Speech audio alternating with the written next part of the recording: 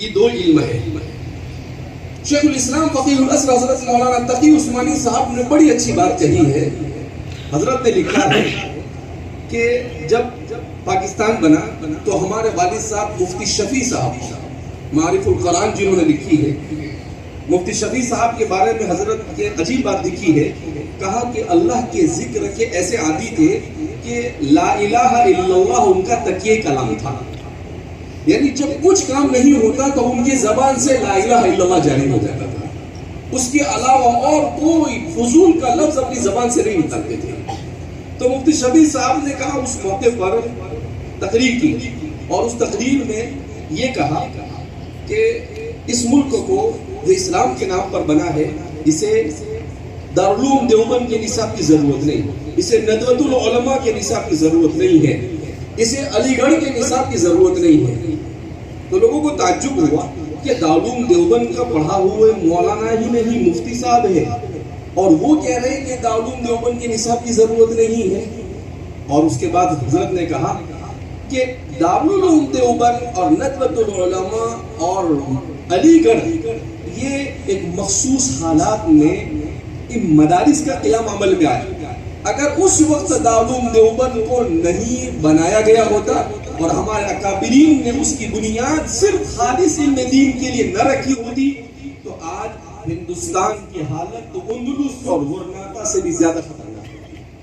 لیکن اللہ جزا خیر عطا فرمائے حضرت حجت الاسلام حضرت مولانا قاسم صاحب نانوتوی نور اللہ مرقدہ کو، حضرت مولانا رشید احمد گنگوہی، حاجی امداد اللہ صاحب مہاجر مکی رحمۃ اللہ علیہ اور آپ کے رفقا کو کہ آپ نے دارالعلوم دیوبند کی بنیاد ڈالی. اس کے بعد آپ نے کہا کہ اس وقت اگر وہ نہ ہوتا تو ہمارا دین ختم ہو جاتا، ہماری نسلوں میں دین باقی نہ رہتا. مگر اب حالات بدل چکے ہیں.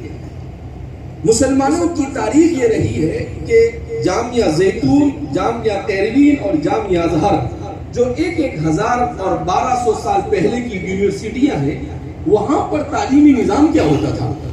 کہا وہاں پر بچے کو 10 سال تک مکمل دین بہترین سکھایا جاتا تھا، اور ماڈرن ایجوکیشن جو ہوتا تھا وہ بنیادی چیزیں اس کی سکھائی جاتی تھی. اور پھر اس کے بعد اگر کسی کو تخصص کرنا ہو، اسپیشلائزیشن کرنا ہو، تو پھر وہ ڈاکٹر بنتا تھا، وہ انجینئر بنتا تھا، کوئی محدث بنتا تھا.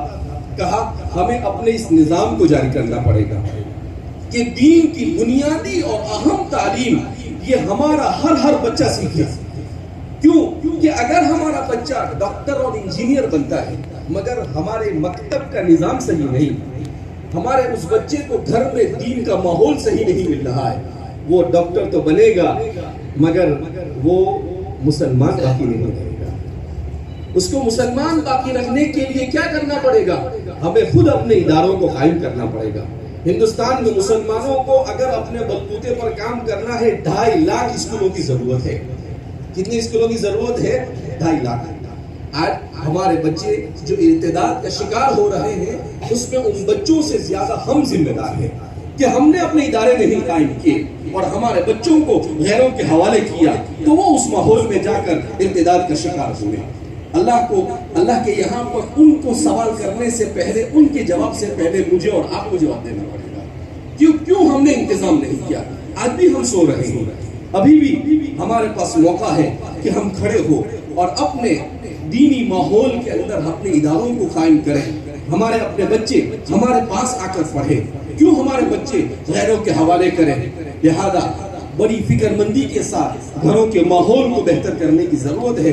ہمارے والد صاحب ہمیشہ ایک بات کہتے رہتے ہیں، وہ کہتے ہیں مسلمان ڈاکٹر بھی بنے، انجینئر بھی بنے، کلیکٹر بھی بنے، انسپیکٹر بھی بنے، مگر وہ سب سے پہلے سچا اور پکا مسلمان بننا چاہیے. اگر وہ سچا اور پکا مسلمان نہیں بنتا ہے تو یہ ساری چیزیں کسی مصرف کی نہیں.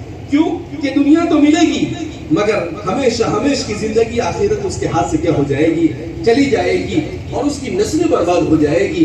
اس لیے ارتداد کے جس دہانے پر ہم کھڑے ہوئے ہیں، اس دہانے پر ہمیں بیدار ہونا پڑے گا اپنے بچوں کو جس کی کیپیسٹی ہے کہ وہ دونوں علم اچھی طریقے سے کیچ کر سکتا ہے اسے دونوں علم سکھانے ہوں گے.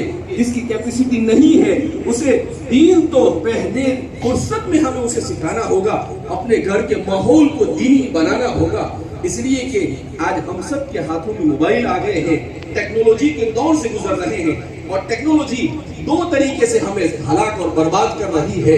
ایک تو یہ کہ اس موبائل کی وجہ سے اور اس ٹیکنالوجی کی وجہ سے ہم اپنے وقت کو برباد کر رہے ہیں.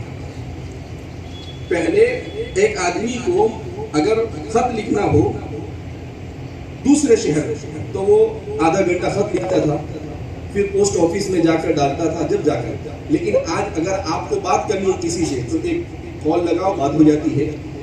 تو آپ 1 گھنٹے کا جو خرچ ہو رہا تھا وہ کتنی دیر میں ہو رہا ہے؟ 2 منٹ میں ہو گیا. لیکن پھر دوسرا سوال پیدا ہوتا ہے, اس کے بعد جو 58 منٹ بچی, ان بچی ہوئی منٹوں کو ہم نے کہاں پر استعمال کیا؟ ہم نے ان کو گیم کھیلنے میں استعمال کیا, ہم نے اسے واٹس ایپ اور فیس بک کے اوپر استعمال کیا, ہم نے اسے صحیح جگہ پر استعمال نہیں کیا. جب نہیں استعمال کیا تو یہ ٹیکنالوجی میرے اور آپ کے کسی کام کی نہیں.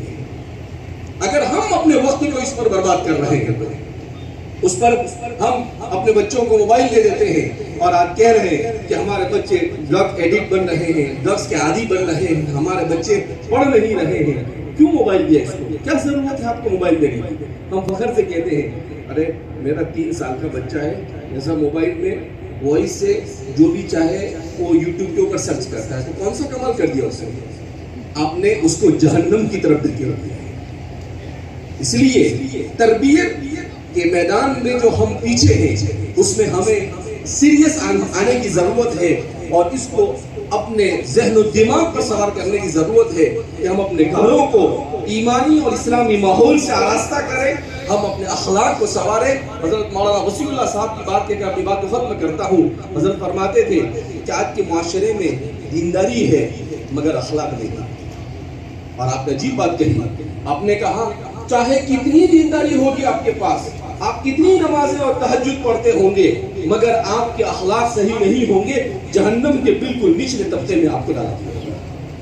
اور اگر آپ کی دینداری کے ساتھ آپ کے اخلاق اچھے ہوں گے, آپ کی زبان سے آپ کسی کو تکلیف نہیں پہنچائیں گے, آپ کے ہاتھ سے کسی کو تکلیف نہیں پہنچائیں گے, اور آپ بہترین اخلاق کے ساتھ زندگی گزاریں گے, عبادت میں کمی ہوگی, اللہ آپ کے اخلاق کی وجہ سے آپ کو جنت کے سب سے اونچے مقام پر پہنچا دے گا.